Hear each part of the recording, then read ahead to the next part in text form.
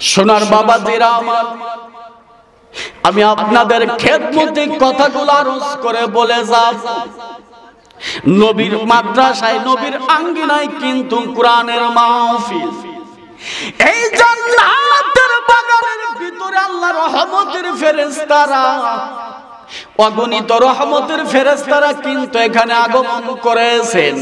যতক্ষণ পর্যন্ত এইখানে জান্নাতের বাগানের ভিতরে কোরআনুল কারীম আর হাদিস থেকে আলোচনা করা হবে, আল্লাহ রহমতের ফেরেশতারা এই প্যান্ডেলের চতুর্দিকে তারা পহরাদার।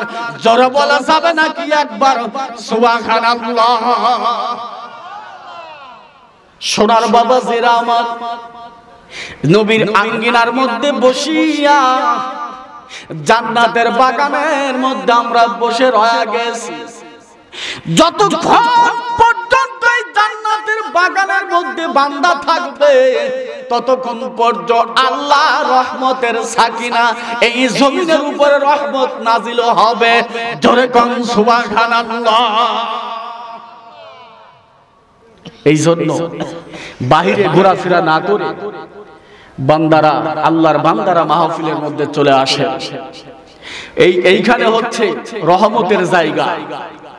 একটা মুরগি যখন কয়েকটা 10 থেকে 12টা ডিম যখন বুকের নিচে নিয়ে যখন তা দেয়, মুরগির বুকের নিচে যে সমস্ত ডিমগুলা থাকে ওইগুলাই কিন্তু বাচ্চা ফোটে।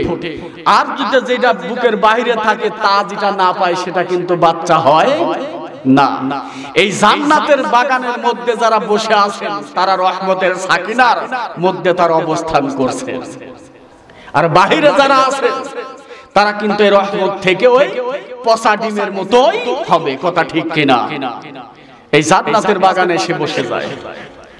সোনার বাবাজিরা আমার, আল্লাহ পাক রব্বুল আলামিন কুরআনুল কারীমের ভিতরে কুরআনুল তামাম দুনিয়ার মানুষকে আল্লাহ জানায়া দেন, ইন্না নাহনু নাযালনায যিকরা ওয়া ইন্না লাহু লাহাফিজুন।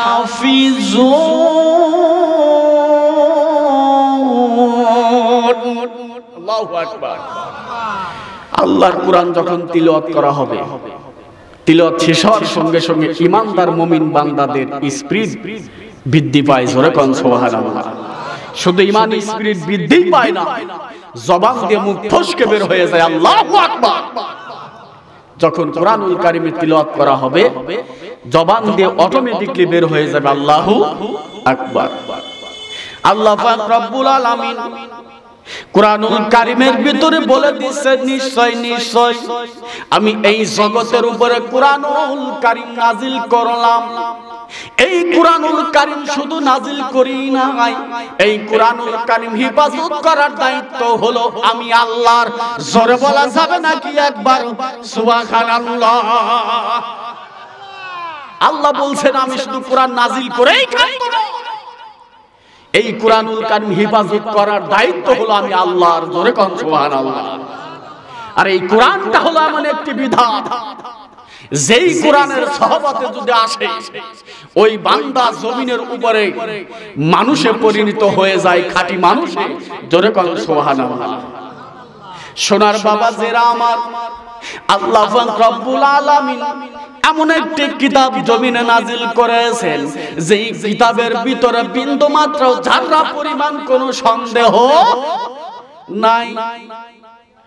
যালিকাল কিতাবু লা রাইবা ফীহি হুদাল লিল মুত্তাকিন।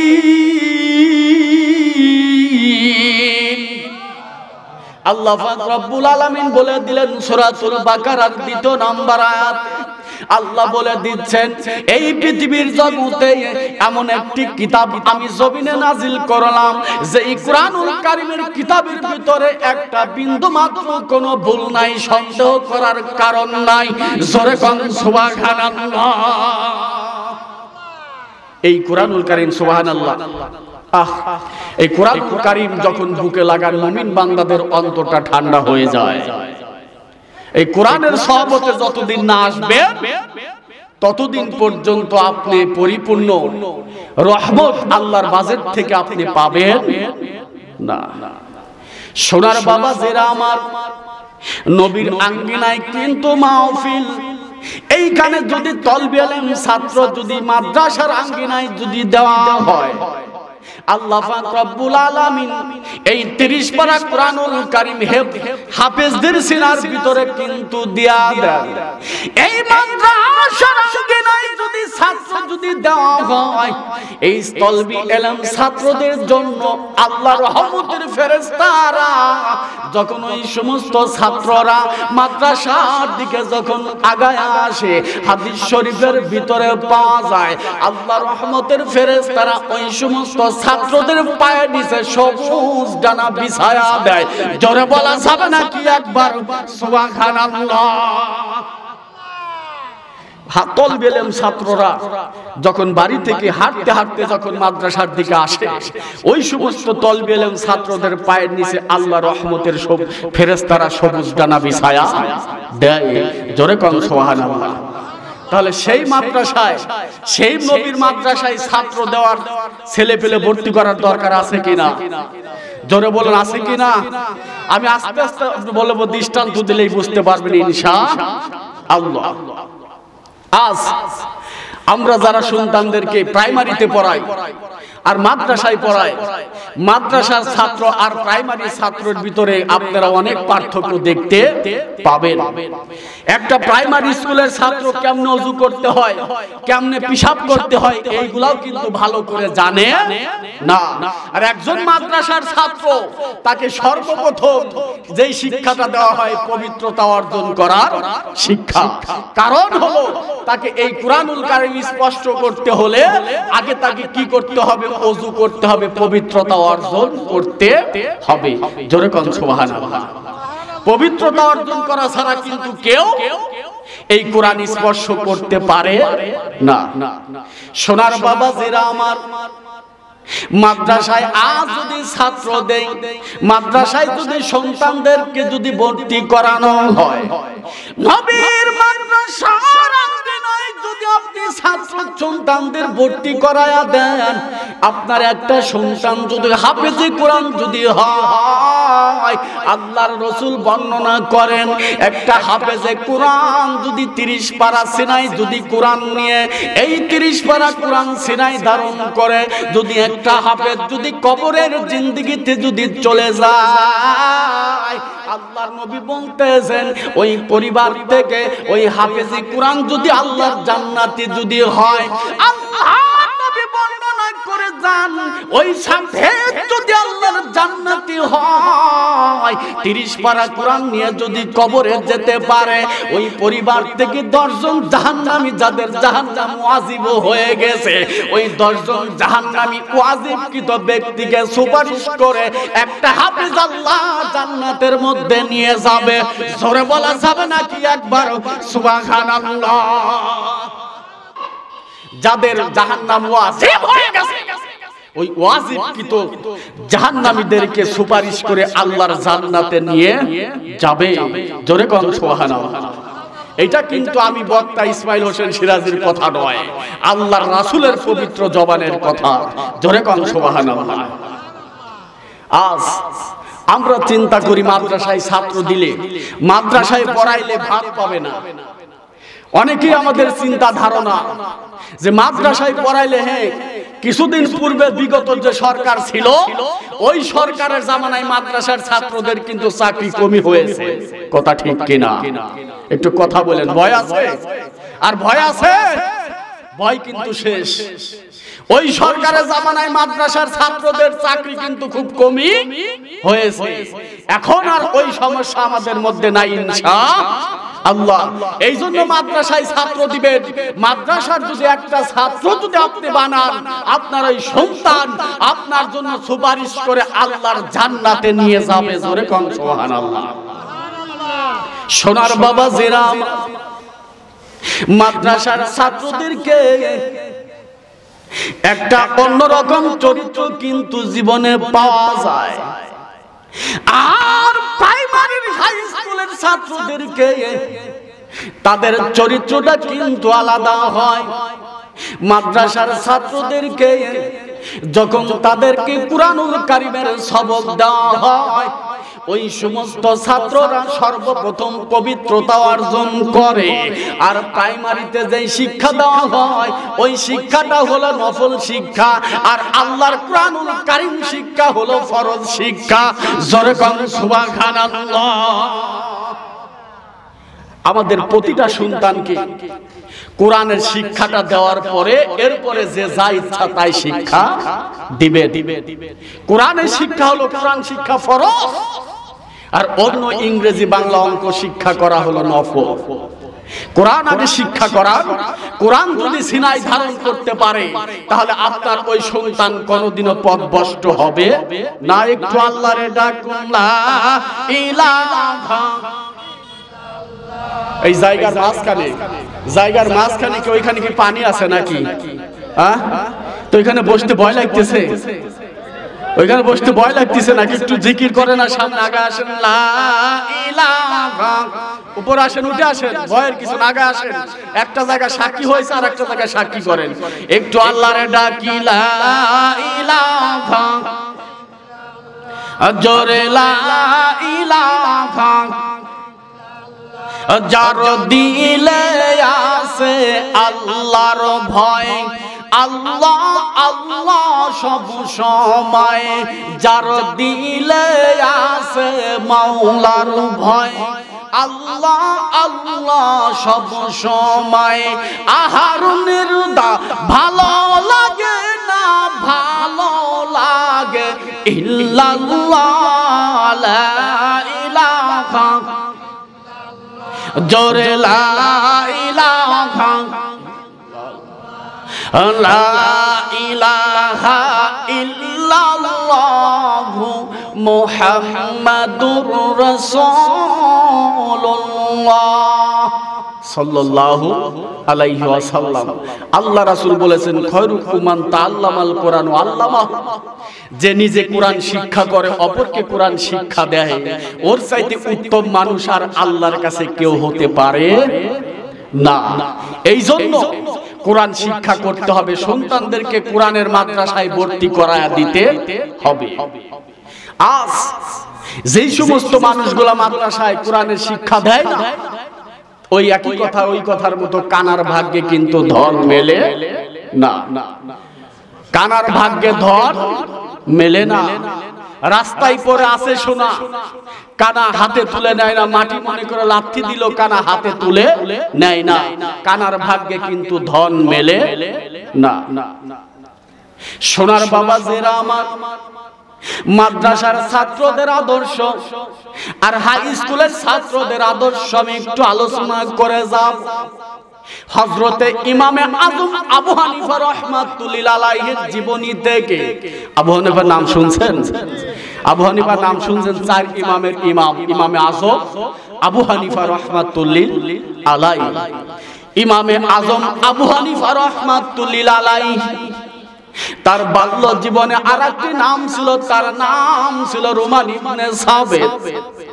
এই ইমামে আযম আবু হানিফা রাহমাতুল্লাহি আলাইহি যখন মক্তবের ছাত্র, মক্তবে যখন তিনি ভর্তি হয়েছেন, ইমামে আযম আবু হানিফা রাহমাতুল্লাহি আলাইহি মক্তবে তিনি হেঁটে হেঁটে চলে যেতেন।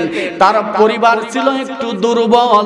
ওই পরিবার থেকে ইমামে আযম আবু হানিফা যখন মাদ্রাসার ছাত্র, মাদ্রাসায় যখন খালিফায় তিনি যখন মাদ্রাসায় চলে গেছেন, ছোট্ট মানুষ, ছোট্ট সন্তান আবু হানিফা ইবনে রুবান ইবনে সাবেত, এই যখন তিনি মাদ্রাসাতে খালিফায় যখন চলে গেছেন, উস্তাদ দেখতেন ইমামে আযম আবু হানিফা রুমান ইবনে সাবেত ছোট্ট মানুষ খালিফায় মাদ্রাসার আঙ্গিনায় এসেছে।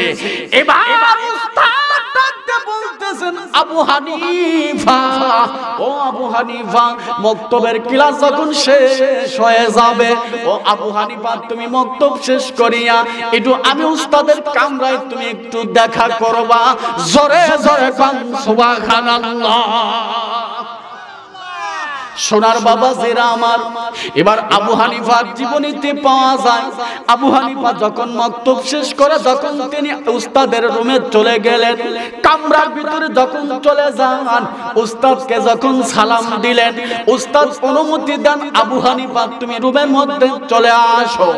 এবার যখন ইমাম আযম আবু হানিফা রাহমাতুল্লাহি আলাইহি যখন তিনি ঘরের ভিতরে চলে গেলেন, হুজুরের কামরার ভিতরে চলে গেলেন, হুজুর কামরার ভিতর থেকে একটি চৌকির খাটের নিচ থেকে একটি সিরাজ জুতা বার করলেন।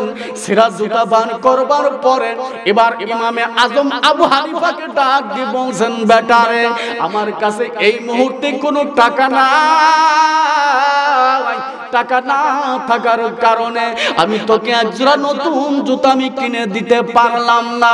ও বেটা আজম আবু হানিফা রাহমাতুল্লাহি আলাইহি, ও আবু হানিফা আমি তোমাকে নতুন জুতা দিতে পারলাম না, আমি তোমাকে একটি পুরাতন জুতা আমি তোমাকে জমিনে দিয়ে দিলাম।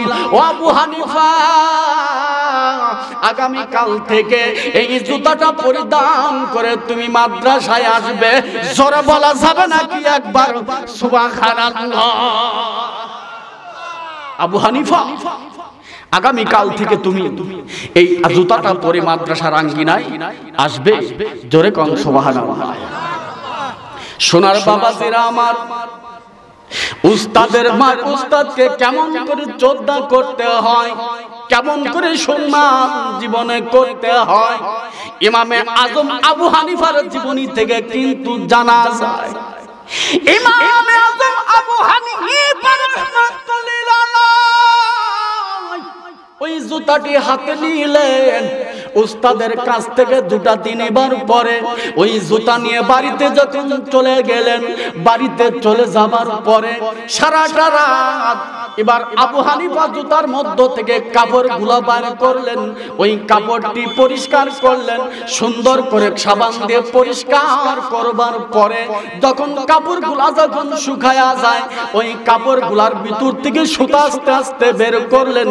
ওই সুতাগুলো দিয়ে কোনো বর্ণনায় পাওয়া যায় কাপড়টা দিয়ে আবু হানিফার পায়ের জুতা নয়, ইমামে আজম আবু হানিফা রাহমাতুল্লাহি আলাইহি ওই উস্তাদের জুতা দিয়ে আবু হানিফার মাথার টুপি বানাইলেন। জোরে বলা যাবে নাকি একবার সুবহানাল্লাহ? উস্তাদের পায়ের জুতা আবু হানিফা চিন্তা করছেন, আল্লাহ আমার উস্তাদ আমাকে একটি জুতা দিয়েছে, যেই জুতা যদি আমার পায়ে মানায় না, মানাবে না, উস্তাদের জুতা আমার পায়ে আমার বিবেকের কাছে বাজে। ইমামে আজম আবু হানিফা তখন ওই জুতাটা দিয়ে তার মাথার টুপি বানাইলেন। জোরে কোন সুবহানাল্লাহ। ছাত্র কারে কয় উস্তাদের সম্মান কেমনে দিতে হয়, আবু হানিফার জীবনী থেকে একটু পরে দেখবেন ইনশাআল্লাহ। সোনার বাবা জেরা আমার, এবার ইমামে আজম আবু হানিফা সারাটা রাত ভরে জুতা বানাইলেন। পরদিন সকালবেলা যখন মক্তবের আঙ্গিনায় যখন চলে যায়, ইমামে আজম আবু হানিফা আজকেও খালি পায়ে মাদ্রাসার মক্তবে। উস্তাদ খেয়াল করলেন যে আবু হানিফা আজ তিনি খালি পায়ে মাদ্রাসার আঙ্গিনায় চলে আসছেন। এবার তখন মাদ্রাসায় উস্তাদ জি তখন মাতার কামরার ভিতরে ডাকলেন, আবু হানিফা তুমি আজকে আমার কামরার মধ্যে একটু আসবে। আবু হানিফা যখন চলে গেলেন, আবু হানিফার জীবনী থেকে পাওয়া যায় কামরার ভিতরে যখন চলে গেলেন, উস্তাদ দেখলেন জুতা নাই পায়ে। উস্তাদ একটি লাঠি বের করলেন, যখন তাকে বেত্রাঘাত জমিনে করতেছেন, পিটাইতে পিটাইতে যখন উস্তাদ যখন অস্থির হয়ে যায়, ইমামে আজম আবু হানিফা একটা কথা জীবনে তিনি বলে না, একটা শিক্ষারও কিন্তু আবু হানিফা দেয় না। জোরে বলা যাবে নাকি একবার সুবহানাল্লাহ? মাদ্রাসার ছাত্রের আদর্শ কেমন হয়, আর একজন হাই স্কুল প্রাইমারি ছাত্রের আদর্শটা কেমন হয়? ইমামে আজম আবু হানিফাকে যখন পিটাইতেছেন, পিটাইতে পিটাইতে যখন উস্তাদ অস্থির হয়ে যায়, উস্তাদ ডাক দিয়ে বলতেছেন যে আবু হানিফা আমি তোমাকে এত আঘাত করলাম, তুমি তো একটা কথা তুমি বেটা বললে না। ইমামে আজম আবু হানিফা বলতেছেন হুজুর আপনি শুধু আমার পায়ের দিকে আপনি নজর করে তাকান, আপনি কি আমার মাথার দিকে একটাবার নজর করে তাকান? জোরে বলা যাবে নাকি একবার সুবহানাল্লাহ? ইমামে আজম বলতেছেন হুজুর আপনি শুধু আমার পায়ের দিকে যদি আপনি নজর করেন, আপনি কি কোনোদিন আমার মাথার দিকে নজর করবেন না? আজম আবু হানিফা বলতেছেন হুজুর আপনি আমাকে এত আঘাত করলেন, আমি একটা কথা জমিন আমি বললাম না। এর কারণ হলো একদিন আমি কোরআন তিলাওয়াত করতে করতে আমি ঘুমায়া গেছি। ওই ঘুমের মধ্যে কে যেন আমাকে ডেকে ডেকে বলতেছেন আবু হানিফা কোরআন তেলাওয়াত করতে যাইয়া যদি উস্তাদ যদি তোমার গায়ে আবু হানিফা যদি আঘাত করে, যেই যে এই জায়গায় আবু হানিফা তোমাকে আঘাত করবে ওই সমস্ত জায়গায় আল্লাহর রহমতের আল্লাহর ওই জাহান্নামের আগুন তোমাকে স্পর্শ করবে না। জোরে বলা যাবে নাকি একবার সুবহানাল্লাহ? যেই সমস্ত জায়গায় উস্তাদের বেতের আঘাত সেই সমস্ত জায়গায় জাহান্নামের আগুন স্পর্শ করবে না। আবু হানিফা বলছেন হুজুর আপনার ওই পায়ে ছিঁড়া জুতাটি দ্বারা আমি আমার পায়ে লাগাবো এটা কেমন কখনোই সম্ভব নয়। এই জন্য আপনার ওই ছিঁড়া জুতাটা দিয়ে আমার মাথার টুপি আমি বানাইছি। জোরে কোন সুবহানাল্লাহ। উস্তাদ সঙ্গে সঙ্গে আবু হানিফাকে বুকের সঙ্গে জড়ায়া ধরলেন, কপালে একটা চুমা দিলেন। জোরে কোন সুবহানাল্লাহ। উস্তাদ তখন ওই আবু হানিফার মাথায় হাত রেখে বলছেন একদিন তুই এই যুগের যুগশ্রেষ্ঠ একজন আলেম হবি। জোরে কোন সুবহানাল্লাহ। উস্তাদের দোয়ার দরকার আছে কি নাই? জোরে বলেন উস্তাদের দোয়ার দরকার আছে কি নাই? ইমামে আজম আবু হানিফা তিনি কিন্তু ওই উস্তাদের দোয়ার বদৌলতে যুগশ্রেষ্ঠ একজন বড় মাপের ইমামদের ইমাম। জোরে কোন সুবহানাল্লাহ। আজ সেই ইমামদেরকে আমাদের দেশের এক শ্রেণীর মানুষেরা মাযহাবও মানতে চায় না। আছে কি নাই? আছে কি নাই? মাযহাবটা সব কি এটা তারা জানে না, এটা তারা মানতেও রাজি না। কথা ঠিক কি না? ওই শ্রেণীর মানুষ আপনাদের গ্রামে হয়তো নাও থাকতে পারে, কিন্তু আমাদের গ্রামে আছে। তারা নাকি মাযহাব টাযহাব আমরা মানি না, কোরআন আর হাদিস মানে। কোরআন হাদিস আমরা মানি না, কোরআন হাদিসকে আমরা মানি না। কোরআন হাদিসের পাশাপাশি ইজমা কিয়াসও মানতে হবে। সোনার বাবা যারা আমার, আমি আপনাদের খেদমতে কথাগুলো রোজ করে বলে যাব। ইমাম আজম আবু হানিফা বলতেছেন হুজুর আমি এই জুতাটাই দ্বারা আমার পায়ের জুতা বানাই নাই, আপনার এই জুতাটি দ্বারা আমি মাথার টুপি জমিনে বানাইছি। ইমাম আজম আবু হানিফাকে দোয়া করে দেন আর বলে দিয়েছেন আজম আবু হানিফা আমি উস্তাদ তোর জন্য প্রাণ করে দোয়া করে দিলাম, একদিন এই যুগের যুগশ্রেষ্ঠ আলেম একদিন তুই হবি। জোরে কোন সুবহানাল্লাহ। তার প্রমাণ হলো মুসলমানদের ভিতরে আল্লাহ তাকে একজন বড় মাপের ইমামদের ইমাম আল্লাহ বানাইছেন। এত জ্ঞান আল্লাহ তার ভিতরে দান করেছেন, এত ইলম তার ভিতরে আল্লাহ দান করেছিলেন। চার ইমামের ইমামুল আজম তাকে বলা হয়। জোরে বলা যাবে নাকি একবার সুবহানাল্লাহ। সোনার বাবা জিরা আমার, আমি আপনাদের খেদমতে আস্তে আস্তে করে কথাগুলো বলে যাব। নবীর মাদ্রাসার আঙ্গিনায় কিন্তু আজ মাহফিলের জন্য আসছি। এই আবু হানিফার কেমন ইলম ছিল, কেমন তার জীবনে জ্ঞান ছিল, আমি ছোট্ট একটু দৃষ্টান্ত আপনাদেরকে দিয়ে যাব। এই ইহুদ এবং খ্রিস্টানদের ভিতরে একদল এক পাশে রয়ে গেছেন ইহুদি খ্রিস্টানেরা, অপর প্রান্তে রয়ে গেছে মুসলমানের আলেমেরা। এবার ওই সময়ের ভিতরে ইমামে আজম আবু হানিফার বয়স মাত্র যখন 13 বছর, ওই সময় বনে তখন ওই সময়ের ভিতরে এক পাশে ইহুদিরা অপর পাশে মুসলমান আলেমেরা বসে গেছেন। মুসলমানদের আলেমদের জ্ঞান পরীক্ষা করার জন্য ইহুদি খ্রিস্টানদের ভিতর থেকে একজন পণ্ডিত ডাক দিয়ে বলতেছেন, ও মুসলমানেরা, আমি তোমাদের ইমানের পাওয়ার কতটুকু, তোমাদের জ্ঞানের পরিধি কতটুকু, আমি তোমাদের জ্ঞানের পরীক্ষা করার জন্য এই জগতের উপরে মুসলমানদেরকে 6টি প্রশ্ন করেছেন। জোরে কোন কয়টা? আরো জোরে বলুন কয়টা? 6টা প্রশ্ন করেছেন। ইহুদি খ্রিস্টানেরা এক পাশে বসে রয়ে গেছেন, অপর পাশে কিন্তু মুসলমান আলেমরা বসে আছেন। ইহুদি খ্রিস্টান তখন বলতেছেন, মুসলমানদেরকে লক্ষ্য করে 6টি প্রশ্ন করলেন। প্রথম নাম্বার প্রশ্ন করতেছেন, মুসলমানদের আল্লাহর আগে কে ছিল? কি কথা? মুসলমানদের আল্লাহর আগে কে ছিল?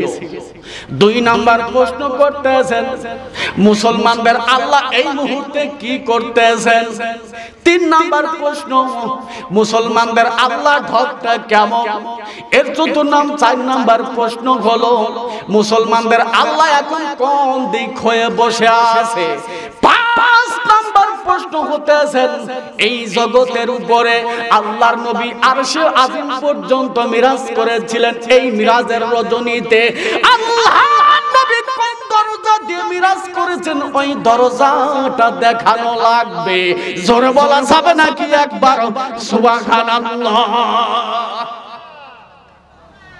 এই দরজা দেখানো লাগবে। প্রশ্ন কি সহজ না জটিল? সহজ না জটিল? মুসলমান আলেমেরা একদিকে বসে আছেন আর অপর দিকে ইহুদি খ্রিস্টান তারাও বসে আছেন। মুসলমানদের বড় বড় আলেম উলামা বসে আছেন, তারা মাথা নত করে বসে আছেন, একজনও প্রশ্নের উত্তর দিতে পারছেন না। সোনার বাবা যারা আমার, একজনও কিন্তু প্রশ্নের জবাব কিন্তু দিতে পারেন। ইহুদি খ্রিস্টানদের ভিতর থেকে যখন এই 6টি প্রশ্ন করা হলো, এই 6টি প্রশ্নের জবাব কিন্তু দিতে পারেন। এবার ওই 13 বছর 6 মাসের একজন যুবক ছিল আজম আবু হানিফা। এই ইমামে আজম আবু হানিফা বলতেছেন, এই মুসলমানদের পক্ষ থেকে আমি কিশোর যুবক আবু হানিফা প্রশ্নের জবাব দিব। জোরে বলা যাবে নাকি একবার সুবহানাল্লাহ? আপনারা বিরক্ত হচ্ছেন? বিরক্ত হচ্ছেন? সামনে আগাবো ইনশাআল্লাহ। তাহলে উঠাউটি করা তো ভালো না, উঠাউটি করলে বক্তার আকর্ষণ নষ্ট হয়ে যায়। আল্লাহুম্মা সাল্লি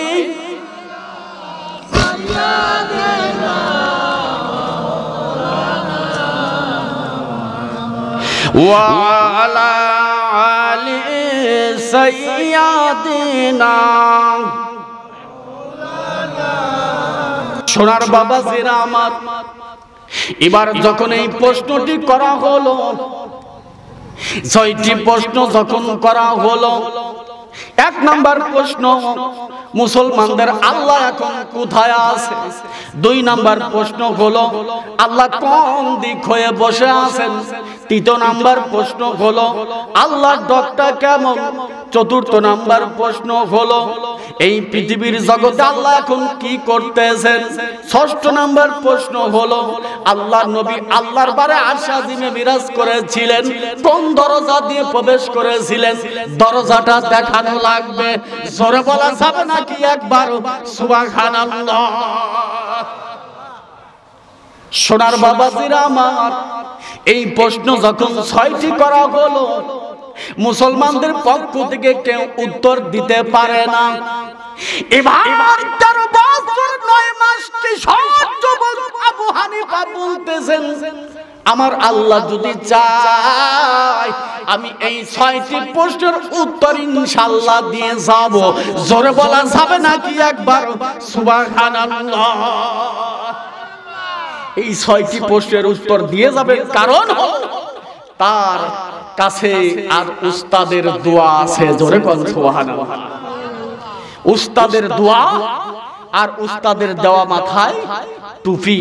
এই দুটি কারণে, উস্তাদের দোয়া আর টুপির থাকার কারণে ইমামে আজম আবু হানিফা বলতেছেন, আমার আল্লাহ যদি চাই এই 6টি প্রশ্নের জবাব আমি দিয়ে যাব ইনশাআল্লাহ। সোনার বাবা যারা আমার, এই 6টি প্রশ্নের উত্তর কি আমি ইনশাআল্লাহ বলে যাব, কোনো সমস্যা নাই। আল্লাহ পাক রব্বুল আলামিন মুমিন বান্দাদেরকে এই জগতের উপরে 5টি গুণ মুমিন বান্দাদের ভিতরে দিয়েছেন। জোরে কোন কয়টা? আল্লাহ আয়াতে কারিমায় উল্লেখ করেছেন, ইন্নামাল মুমিনুনা আল্লাযীনা ইযা যুকিরাল্লাহু ওয়াজিলাত কুলুবুহুম ওয়া ইযা তুলিয়াত আলাইহিম আয়াতুহু যাদাতুহুম ঈমানাও ওয়া আলা রাব্বিহিম ইয়াতাওয়াক্কালুন। এই কি ইমানদারদের স্পিরিট? ঘুম ধরছে নাকি? ঘুম ধরছে? পেঁয়াজ লাগায় বোধ কষ্ট হয়েছে। পেঁয়াজ হাত দিয়ে লাগাইছেন, একটু জবান খোলেন, জবান একটু খোলেন। এই যে যদি এইখানে যদি আপনি জবান খোলেন, আল্লাহু আকবার স্লোগান দিলে শয়তান বিতাড়িত হয়ে যাবে। একমাত্র তাকবীরের স্লোগানে শয়তান কিন্তু লেজ গুটায়া পালায়। এই জন্য তাকবীরের দরকার আছে কিনা? আছে কিনা? পূর্ববর্তী বিগত সরকারের আমলে তাকবীর দেওয়া ভয় ছিল। তাকবীর দিলে 4-5টা পুলিশ এসে হাজির হয়ে যেত। কথা ঠিক কিনা? কথা ঠিক কিনা? আজ ওদিক থেকে ইনশাআল্লাহ আমাদের মুক্ত হয়ে গেছে। জোরে বলা যাবে না আলহামদুলিল্লাহ? সোনার বাবা যারা আমার, যে আয়াতে কারিমা আমি তিলাওয়াত করলাম, আল্লাহ বলতেছেন মুমিন বান্দাদের জমিনে কিন্তু 5টি গুণ দান করেছেন। 1 নাম্বার গুণ, যখন মুমিন বান্দার সম্মুখে আল্লাহর নাম যখন মুমিন বান্দা উচ্চারণ করবে, আল্লাহর নাম উচ্চারণ করার সঙ্গে সঙ্গে ওই মুমিন বান্দার কলবের ভিতরে আল্লাহর ভয়ে কম্পন উঠে যাবে। জোরে বলা যাবে নাকি একবার সুবহানাল্লাহ? আল্লাহ আল্লাহ বলে সবই আল্লাহ আল্লাহ বলি, আল্লাহ আল্লাহ বলে সবই আল্লাহ আল্লাহ বলি, রাসূল পাকের দিশা নিয়ে সঠিক পথে চলি, আল্লাহ আল্লাহ বলি। তোমার হুকুম মানব বলে, তোমার দিদার পাবো বলে, কোরআন হাদিস পড়ি ইলমে লাদুন্নি পাবো বলে, পীরের পিছে ঘুরি, পীরের পিছে ঘুরি। তোমার দিদার পাবো বলে, কোরআন হাদিস পড়ি ইলমে লাদুন্নি পাবো বলে, পীরের পিছে ঘুরি, পীরের পিছে ঘুরি। আবাবিল জিকির করি, আবাবিল জিকির করি, হতে আল্লাহর ওলি, আল্লাহ আল্লাহ বলি, আল্লাহ আল্লাহ বল সবই আল্লাহ আল্লাহ বলি, রাসূল পাকের দিশা নিয়ে সঠিক পথে চলি, আল্লাহ আল্লাহ বলি। জোরে বলা যাবে নাকি একবার মারহাবা?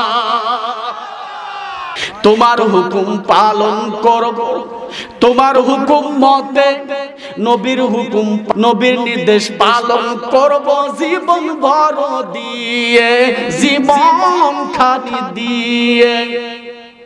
নবীজিকে ভালোবাসবো, নবীজিকে ভালোবাসবো, হৃদয় দুয়ার খুলি, আল্লাহ আল্লাহ বলি, আল্লাহ আল্লাহ বলে সবই আল্লাহ আল্লাহ বলি, রাসূল পাকের দিশা নিয়ে সঠিক পথে চলি, আল্লাহ আল্লাহ বলি। জোরে বলা যাবে নাকি একবার মারহাবা? সোনার বাবাজিরা আমার, আমি আপনাদের খেদমত আরজ করে কথাগুলো বলে যাব। এবার আল্লাহ আল্লাহ পাক রব্বুল আলামিন বলে দিয়েছেন মুমিন বান্দার গুণ।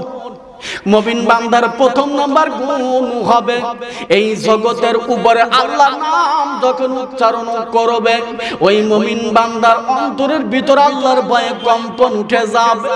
আর দ্বিতীয় নাম্বার গুণ আল্লাহ বলে দিয়েছেন ওয়া ইযা তুলিয়াত আলাইহিম আয়াতুহু যাদাতুহুম ঈমানাও। আল্লাহ পাক রব্বুল আলামিন বলে দিয়েছেন সূরা আনফাল, আল্লাহ বলে দিয়েছেন মুমিন বান্দার দ্বিতীয় নাম্বার গুণ হলো ওই মুমিন বান্দার সম্মুখে যখন কুরআনুল কারীম তিলাওয়াত করা হয় আমার আল্লাহ বলে দিয়েছেন ওই মুমিন বান্দা যখন কুরআনুল কারীম তিলাওয়াত করে এবং যখন শ্রবণ করে আল্লাহ পাক রব্বুল আলামিন ওই বান্দার ঈমানি জজবা আল্লাহ বৃদ্ধি করে দেন। জোরে বলা যাবে নাকি একবার সুবহানাল্লাহ। সোনার বাবা জেরা আমার আল্লাহ ইমানদারদের জজবা আল্লাহ জমিনে বৃদ্ধি করে দেন। আল্লাহ তৃতীয় নাম্বার মুমিন বান্দার গুণ সম্পর্কে আল্লাহ বলতেছেন ওয়া ইযা তুলিয়াত আলাইহিম আয়াতুহু যাদাতুহুম ঈমানাও ওয়া আলা রাব্বিহিম ইয়াতাওয়াক্কালুন।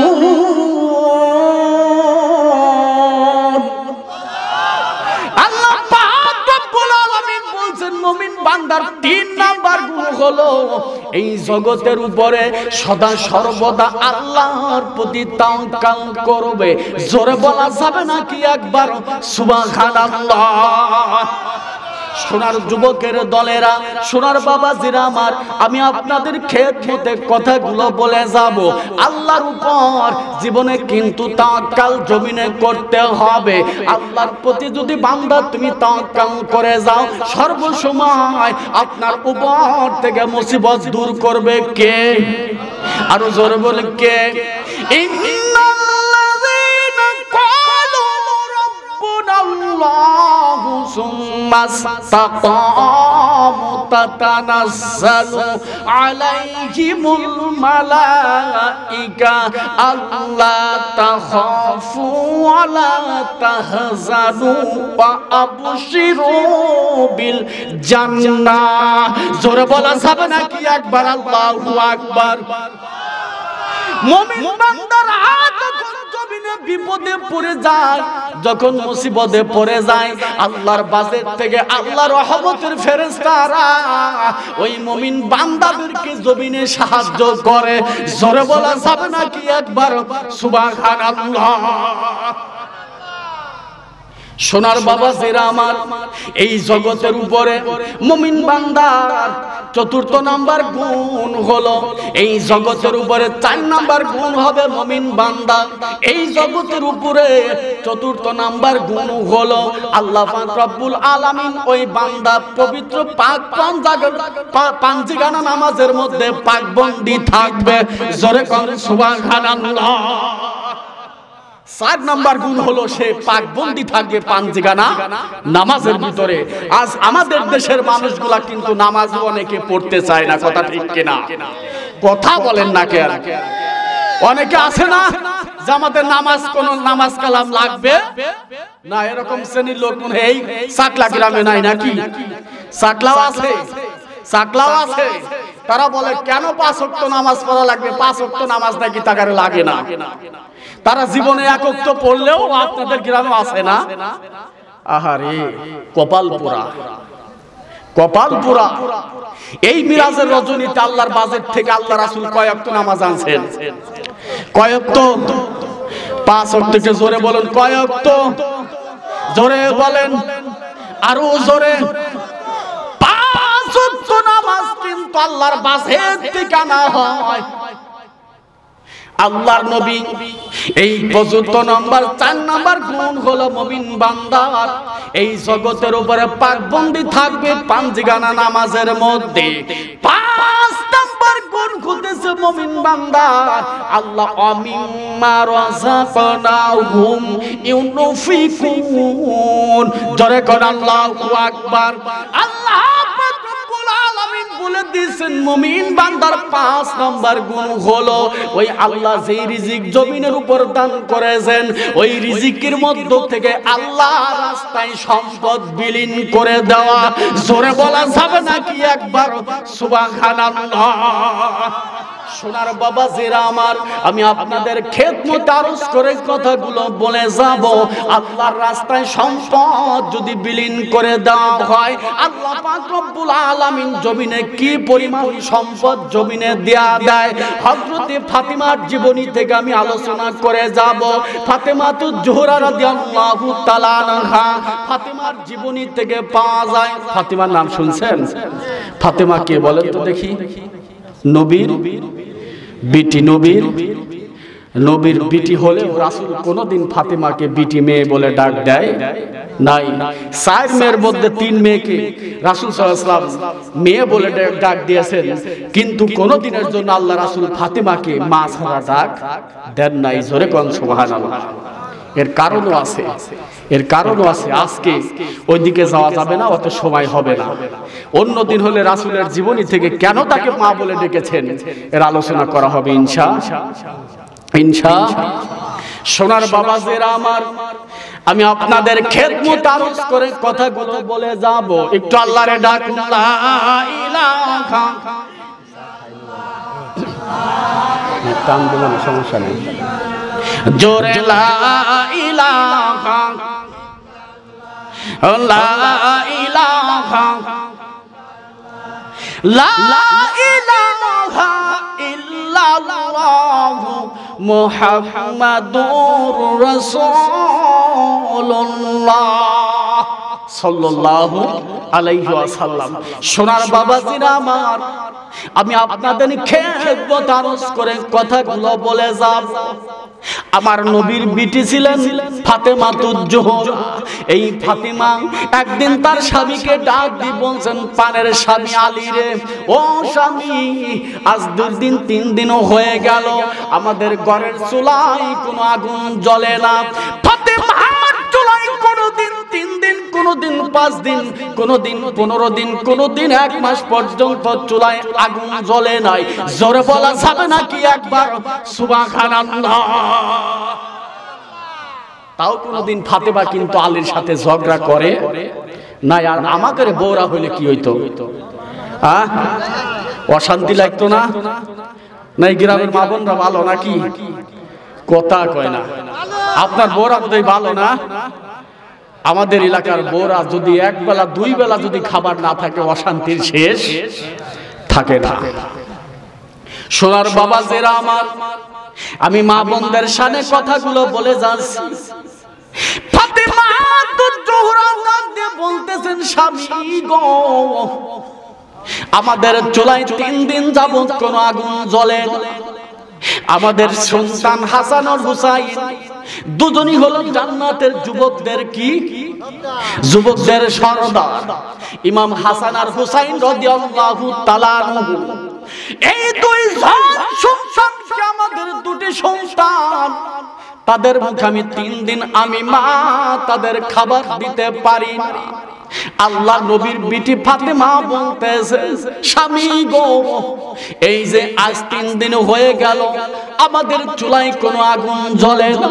আমি মা জমিনে কিন্তু সহ্য আমি করতে পারি না। তামাম দুনিয়ার মানুষ যদি সহ্য করতেও পারে, সন্তানের কষ্ট কিন্তু মা জমিনে সইতে পারে। মায়ের মতন আপন কেহ নাই রে নাই, বাবার মতন আপন কেহ নাই রে নাই। বুকের মানিক কোথাও যদি চলে যায়, বুকের মানিক কোথাও যদি চলে যায়, চোখের জলে মায়ের বুকটা ভিজা যায়। চোখের জলে মায়ের বুকটা ভিজা যায়।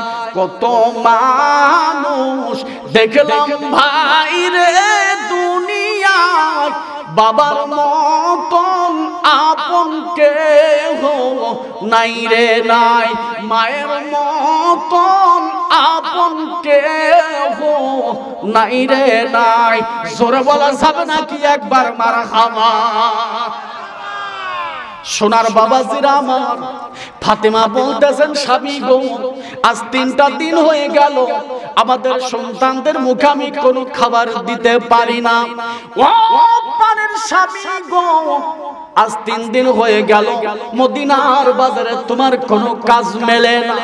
স্বামী বলতেছেন ফাতিমা, আমি মদিনার বাজারে ঘোরাফেরা করি, কিন্তু 3 দিন হয়ে গেল আমার কোনো কর্ম আমি জীবনে পাই না।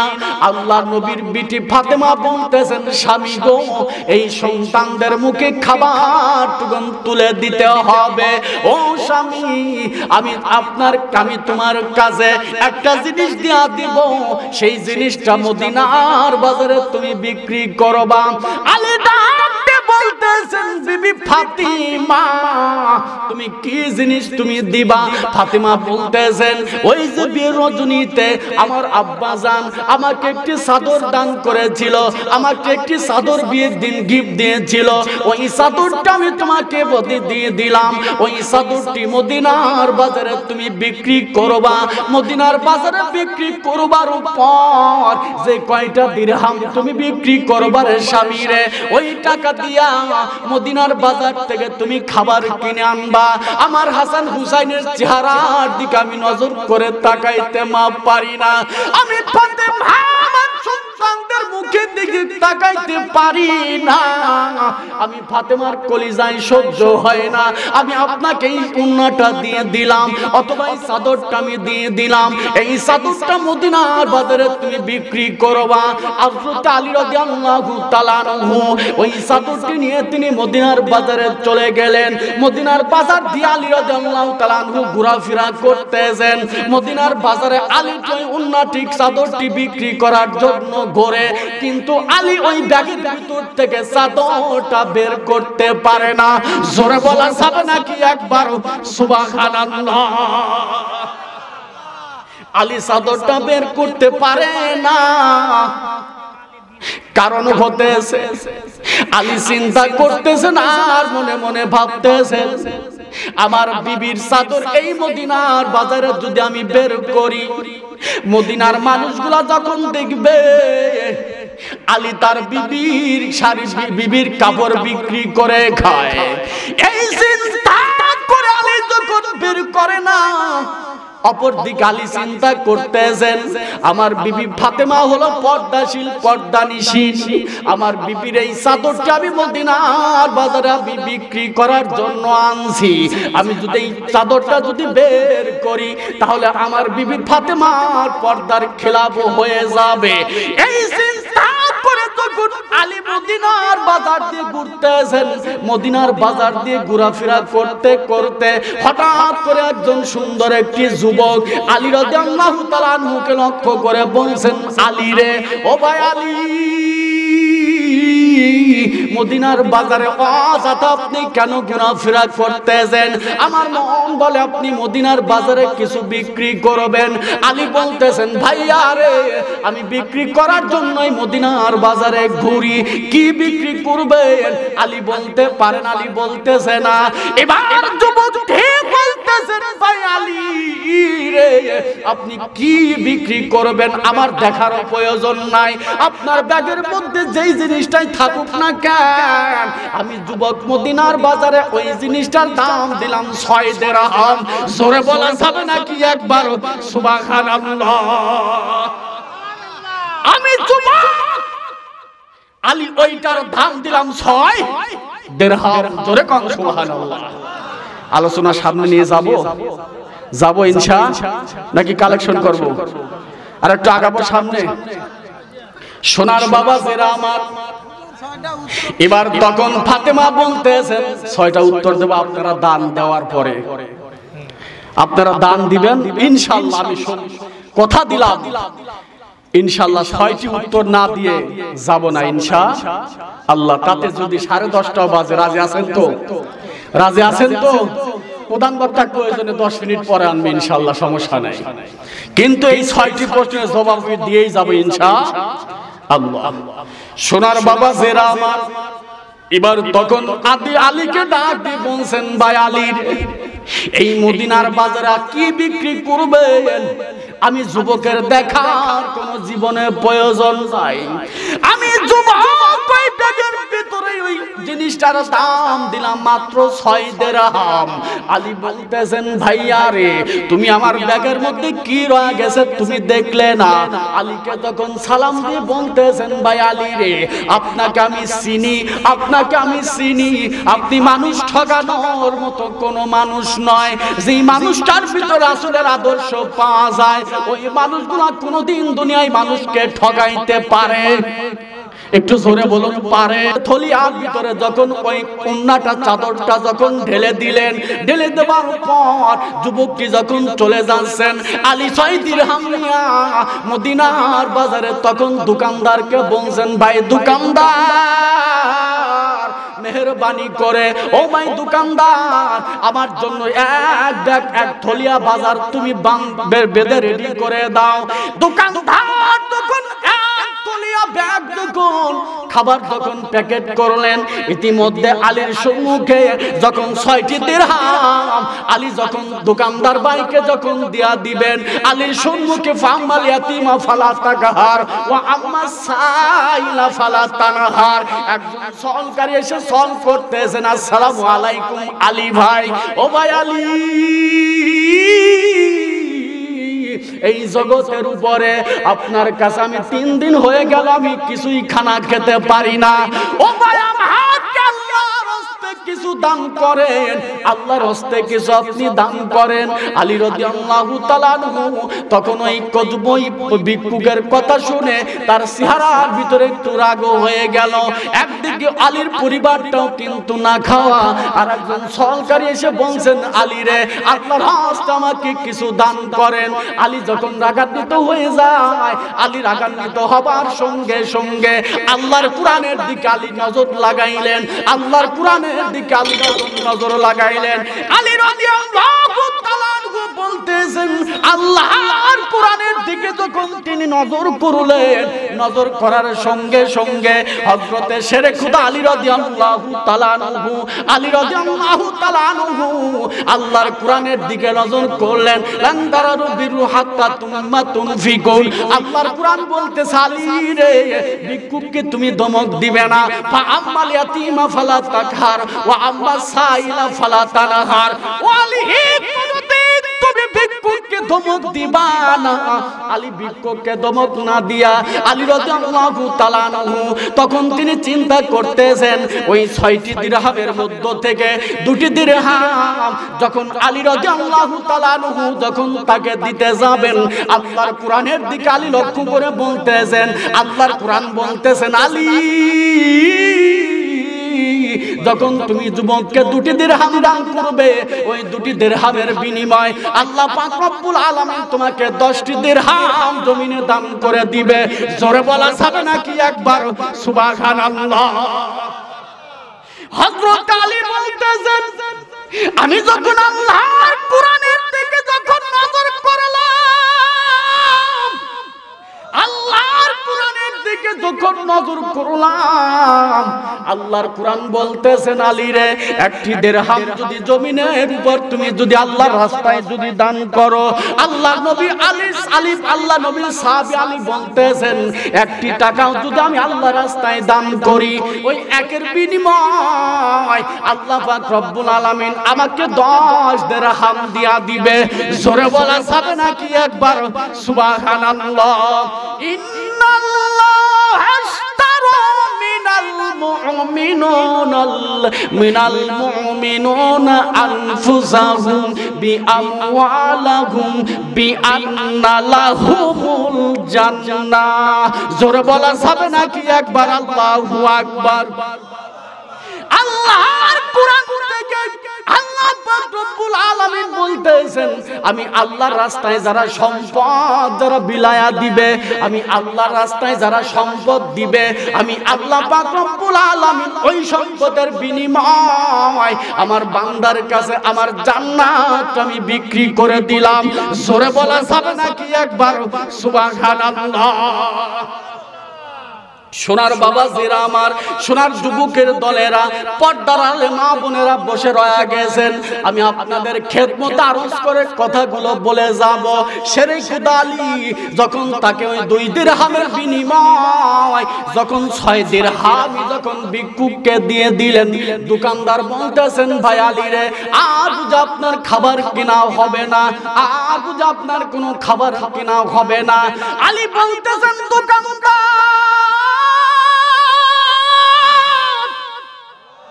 ও দোকানদার ভাই, এই জগতের উপরে আমি এই 6 দিরহাম আমি ভিক্ষুককে দিয়ে দিয়েছি।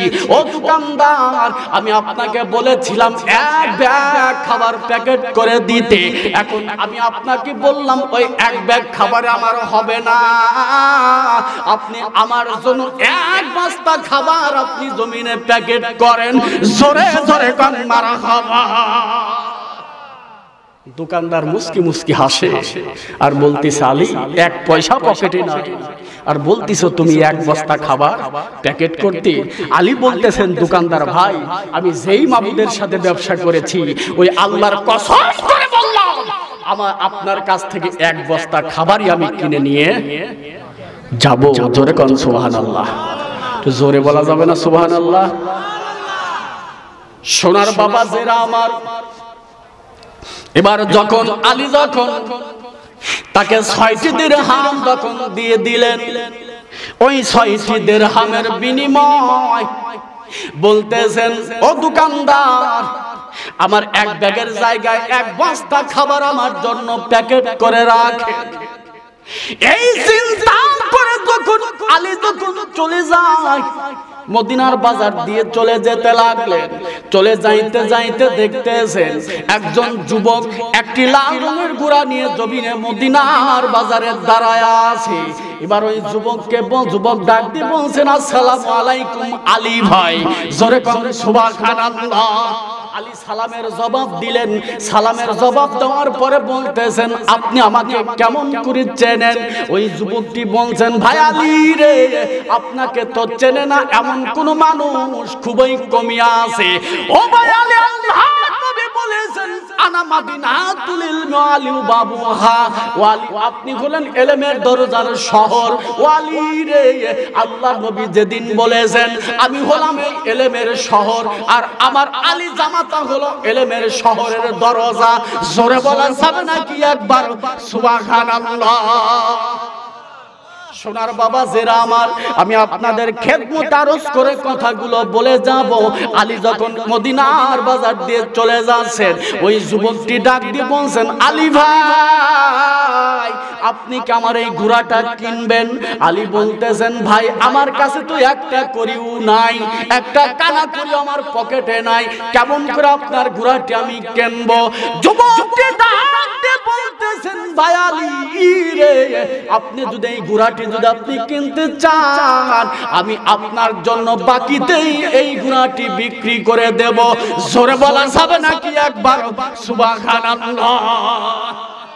অনেক সময় দোকানদাররা দেয় না, মানুষ ভালো হইলে, কাস্টমার যদি ভালো হয়, তাহলে অনেক দোকানদার বাকি অনেক সময় দেয় কি দেয় না? আবার কোন কাস্টমারকে দেখলে চাইলেও দেয় না।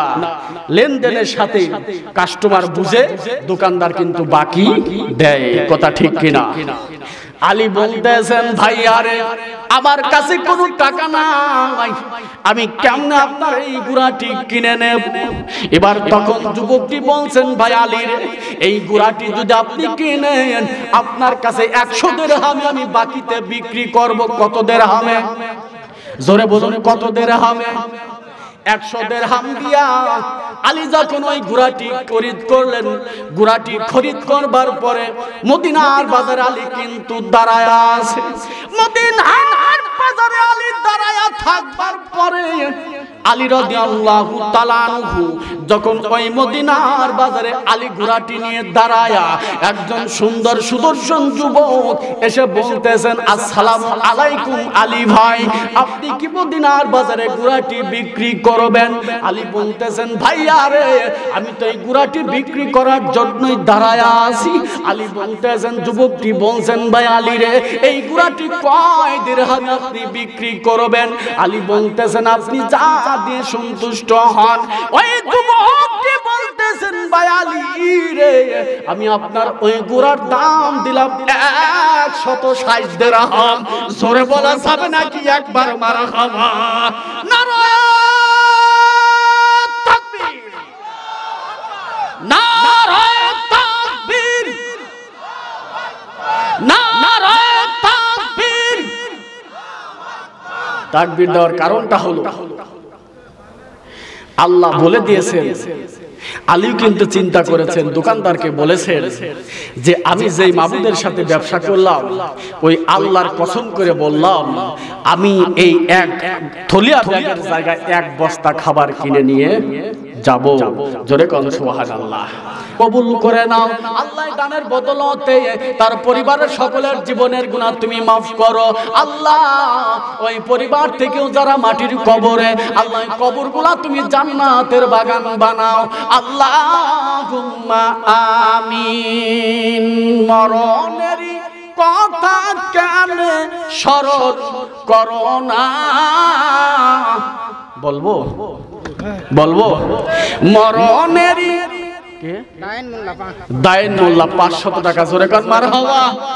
মা বোনেরা নারায়ে তাকবীর, নারায়ে তাকবীর।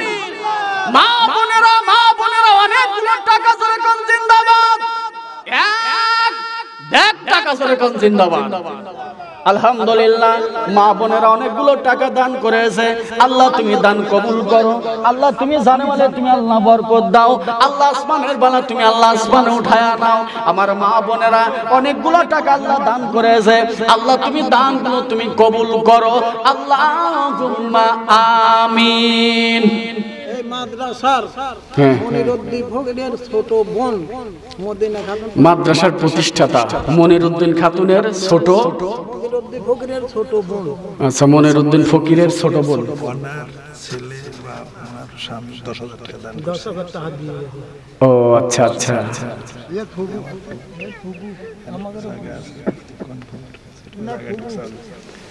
আচ্ছা, মনিরুদ্দিন ফকিরের ফুবো না, বোন বোন বোন ছোট বোন 500 টাকা দান করে। আল্লাহ দান কবুল করো সকলে বলে আমিন।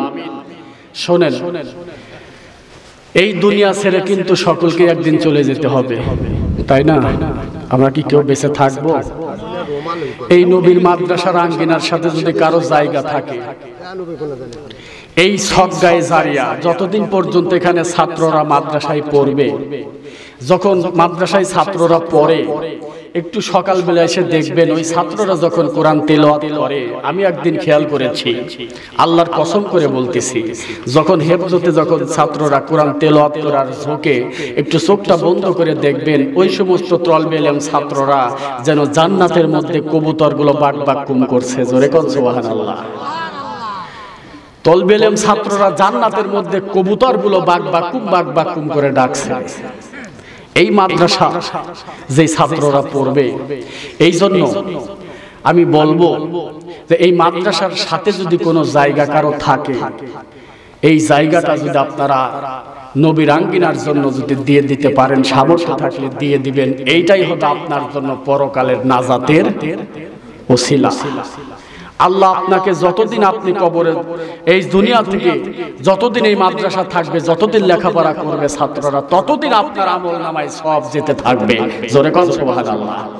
এই জন্য আমি বলবো, মনিরুদ্দিন ফকিরের আত্মীয় স্বজনদের জায়গা যদি এখানে থাকে, সে যেমন দান করেছে, আপনারাও একটু আল্লাহর রাস্তে আল্লাহর নবীর আঙ্গিনার জন্য দান করে যাবেন ইনশাআল্লাহ। সকলে বলে ইনশাআল্লাহ। আল্লাহ যেন দান করার তৌফিক দান করে, সকলে বলি আমিন। আল্লাহ আলহামদুলিল্লাহ। আল্লাহ হান্নান নাকি? হ্যাঁ হান্নান। হান্নান মন্ডল 20 কেজি পেঁয়াজ ধরে কোন মারহাবা। সাইদুল মন্ডল 2 বস্তা সিমেন্ট দান করেছেন।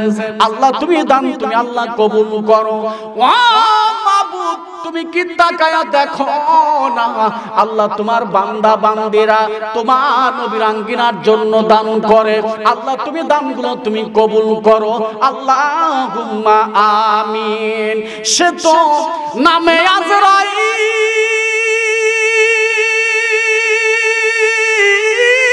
হুকুম পাইলে 1 সেকেন্ডে হয়ে যায় হাজির। জোরে কোন মারহাবা। এই সাকলা আসে, আজরাইল আসে, মাঝে মধ্যে আসে। তো সে তো নামে আজরাইল, হুকুম পাইলে 1 সেকেন্ডে হয়ে যায় হাজির।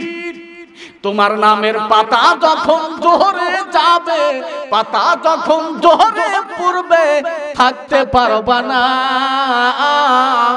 আজরাইল আসিলে কোনো কৈফিয়ত চলবে না। আজরাইল আসিলে কোনো কৈফিয়ত চলবে না। মরণেরই কথা কেন স্মরণ করো না। আজরাইল আসিলে কোনো কৈফিয়ত চলবে না। আজরাইল আসিলে কোনো কৈফিয়ত চলবে না। ছিলেন বাদশা সিকান্দার,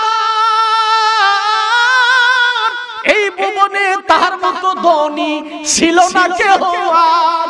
কথা ঠিক কিনা? ছিলেন বাদশা সিকান্দার, এই ভুবনে তাহার মতো ধনী ছিল না কেহ আর। তিনিও একদিন চলে গেলেন, তিনিও একদিন চলে গেলেন, কিছুই নিল না। আজরাইল আসিলে কোনো কৈফিয়ত চলবে না। আজরাইল আসিলে কোনো কৈফিয়ত চলবে না। চলবে কি চলবে না? কোন কৈফিয়ত কিন্তু চলবে না। আজরাইল কি ঘুষ খায়? আজরাইল ঘুষ খায়? যে আসলো, এসে বলল যে আমি তোমার রূহ কবজ করব, যদি 1000 টাকা দেন, সম্পদ দেন, আজরাইল ফিরে যাবে। আজরাইল ফিরে যাবে। ওই আজরাইলে হাত পড়ার পূর্বে আল্লাহ রাস্তায় সম্পদ বিলীন করে যান। ওই সম্পদে কিন্তু বাজান কাজে লাগবে। এটা কি আলহাজ?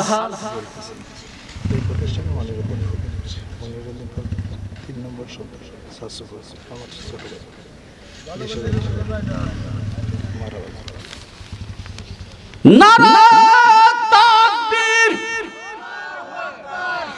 আলহাজ সাসু ফকির, মনিরউদ্দিন ফকিরের 3 নম্বর ছেলে। মনিরউদ্দিন ফকিরের 3 নম্বর ছেলে। দেখেন, বাবাও যেমন তার ছেলেও তেমন। বাবার নামে তারাই কয়েক ভাই মিলে সম্পত্তি দান করছেন। দেখেন কত সুন্দর।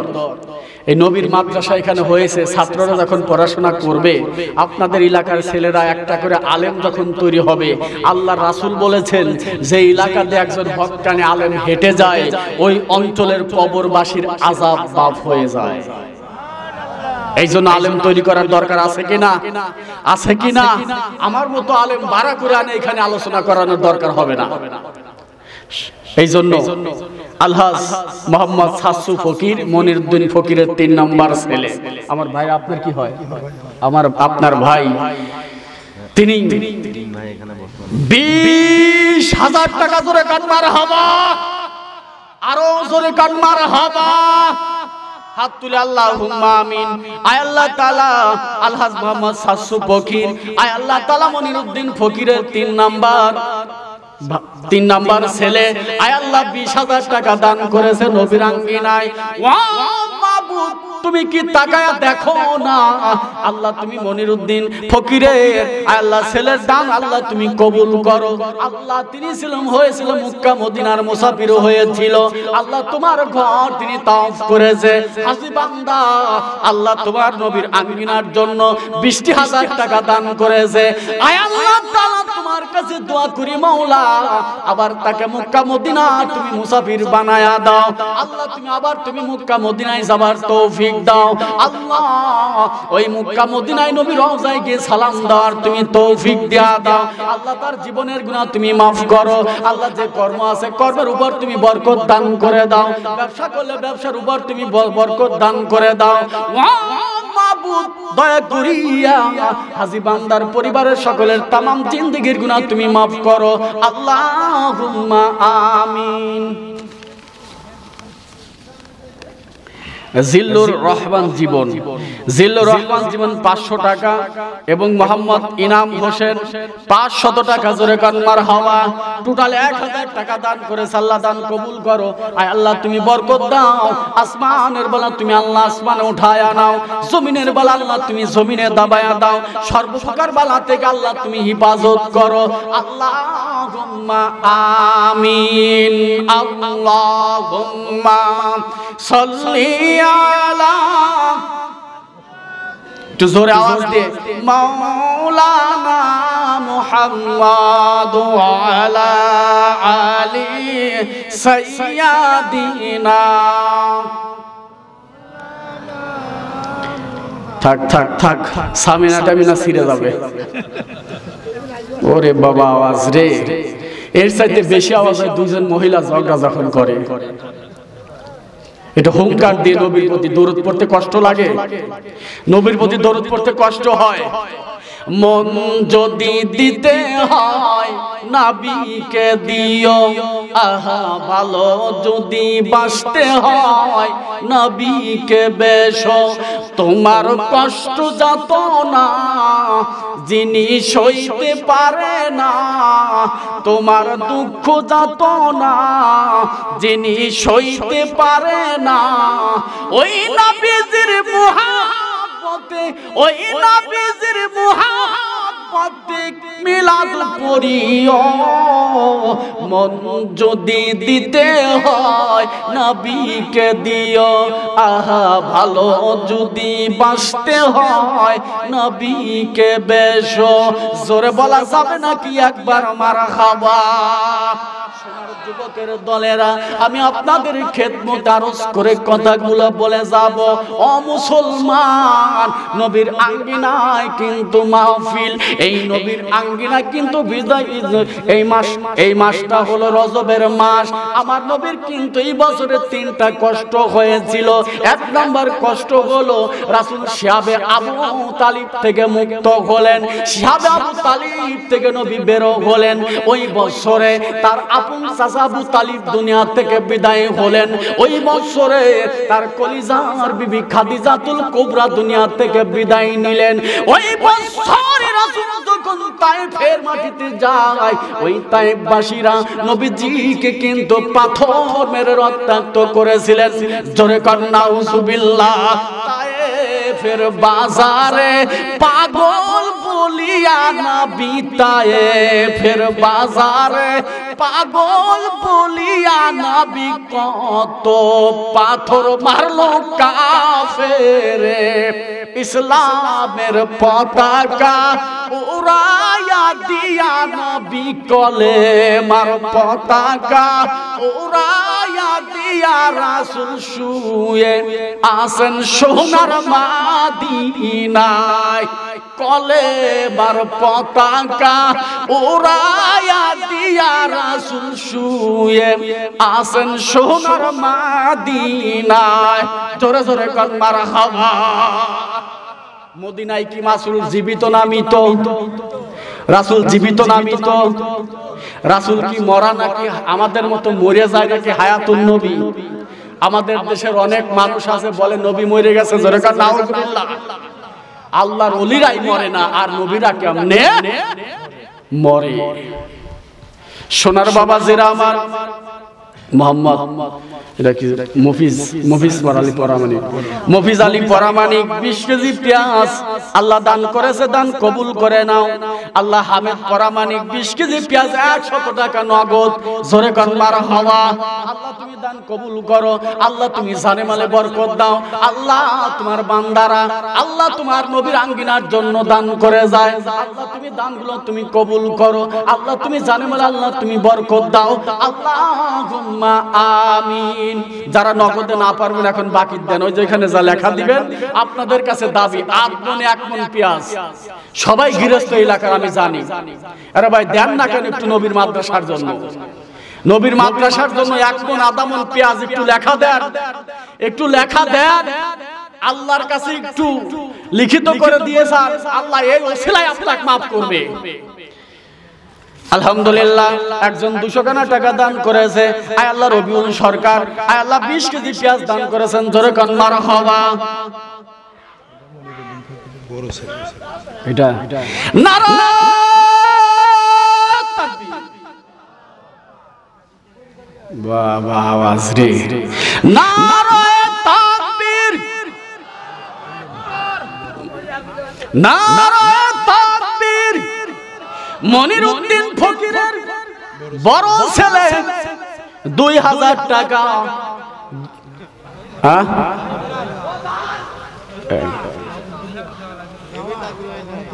হয় নাই, এই জন্য তাকবীর হয় নাই না, এই জন্যই হয় নাই।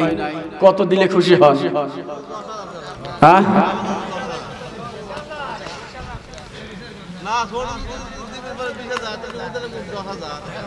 কি বাবাজি 10,000 টাকা, আশারে মুবাশশারা 10 জন সাহাবী,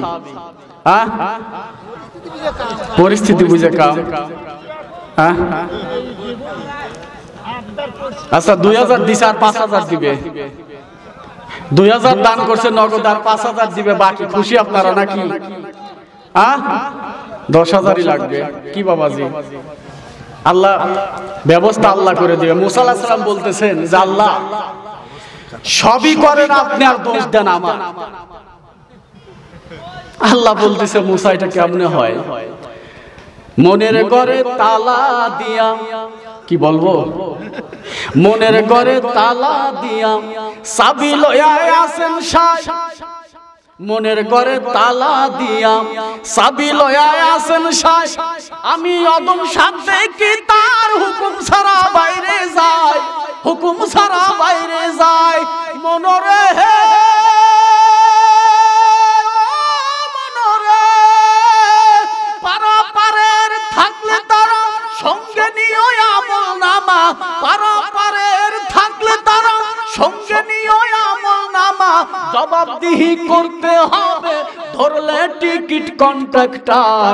আমি পাপী তিনি জামিনদার, আমি পাপী তিনি জামিনদার। আছেন আমার মুক্তার, আছেন আমার বারিস্টার, আছেন আমার মুক্তার, আছেন আমার বারিস্টার। শেষ বিচারের হাইকোর্টেতে তিনি আমায় করবেন পার। আমি পাপী তিনি জামিনদার, আমি পাপী তিনি জামিনদার। জোরে বলা যাবে নাকি একবার মারহাবা? সেই জামিনদার কে চেনেন? রহমাতাল লিল আলামিন, রহমাতাল লিল আলামিন হবেন আমার আপনার জীবনের জামিনদার হয়ে দাঁড়াবেন। ওই নবীর আঙ্গিনায় কিন্তু মাহফিল, ওই নবীরকে রাজি খুশি যদি করে যান হাসরের ময়দানে, ওই নবী উকিল হয়ে কিন্তু দাঁড়ায়া যাবে। অমুসলমান হাসরের মাঠ যেদিন শুরু হয়ে যাবে, ওই হাসরের ময়দানে আল্লাহ নবী সিজদায় পড়ে কাঁদবেন। আল্লাহ ডাক দিয়ে বলবেন, হাবিবুল্লাহ আপনি কেন হাসরের ময়দানে কাঁদেন? আপনি কি সিজদা থেকে মাথা কেন নবী আপনি উঠাবেন না? ওগো নবী আপনি হাসরের ময়দানে নবী মাথা উঠান, আপনি কেন হাসরের ময়দানে নবী আপনি কাঁদেন?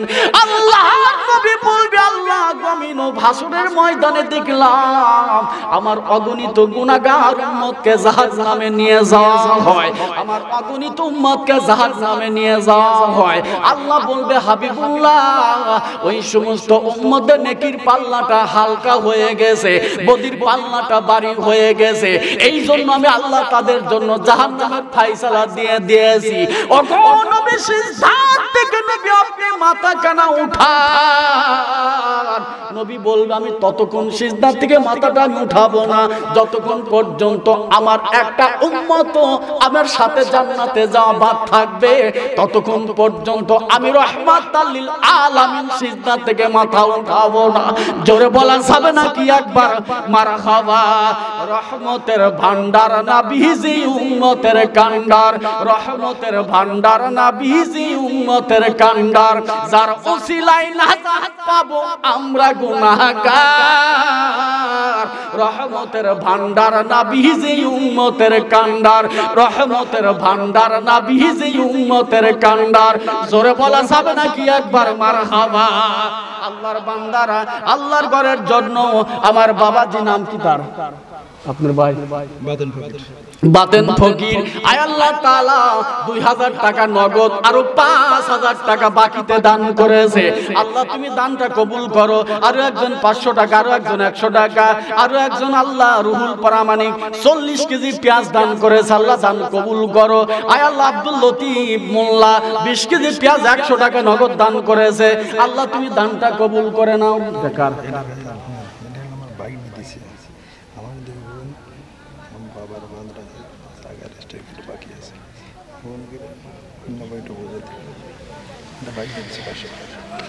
এই প্রতিষ্ঠানের না মানে মনিরউদ্দিন ফকিরের নাতি না, নাতি 500 টাকা দান করেছে। আল্লাহ দান কবুল করো। আল্লাহ তুমি 500 টাকার দান তুমি কবুল করো। আল্লাহ নাতি মামারা মিলে এই জায়গা দিয়েছেন, বোনরা কেন বাদ থাকবে? কথা আসে না? আল্লাহ তাদের মন তৈরি করে দিক। সকলে বলে আমিন, আর জোরে বলে আমিন। আল্লাহ যেন এই বাবাজির বোনদেরকেও যেন এই নবীর মাদ্রাসায় জায়গা দেওয়ার তৌফিক দান করে। সকলে বলে আমিন। দিয়ে ধন বুঝে মন কেড়ে নিতে কতক্ষণ, নদীর একুল ব্যাঙে অকুল গড়ে, এই তো নদীর খেলা। সকাল বেলার ধনী তুমি ফকির, সন্ধ্যাবেলা। মা, আপনাকে আল্লাহ সম্পদ দিয়েছেন, এই সম্পদ কেউ কবরে নিয়ে যেতে পারবো না। যদি আপনার অবস্থান থাকে, একটু আপনার প্রতি আমার দাবি থাকলো, পরবর্তী বছরে আল্লাহ আমাকে আনুক আর না আনুক, আল্লাহ আনুক আর না আনুক, আমার বাড়ি বেশি দূরে নয়, আর আমার ভাইরা বাড়িতেও চাকলা। ইনশাআল্লাহ এখানে যাতায়াতে শুনতে যেন পায় যে আমার এই নবীর আঙ্গিনার জন্য মানে মনিরউদ্দিন ফকিরের মেয়েরাও এইখানে জায়গা দান করেছে। আল্লাহ সকলকেই ব্যবস্থা করুন, ব্যবস্থা করার তৌফিক দিক। সকলে বলে আমিন, জোরে বলে আমিন। আল্লাহ পারে কি পারে না? আল্লাহ পারে কি পারে না? আল্লাহ সব কিছু করতে পারে। সোনার বাবা জেরা আমার, আমি আর সামনের দিকে অগ্রসর হব না। আমি আপনাদের খেদমতে কথাগুলো বলে যাব। আল্লাহর নবীর আঙ্গিনায়, আল্লাহ নবীর মাদ্রাসার জন্য আপনারা কিন্তু দান করতেছেন।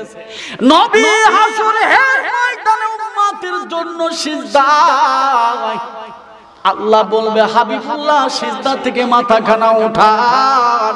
আমি আল্লাহ পাক রব্বুল আলামিন ওগো নবী আপনার জন্য উম্মতেরকে, আপনার উম্মতদেরকে আমি নাজাত করে দেব। জোরে কোন সুবহানাল্লাহ। নারায়ে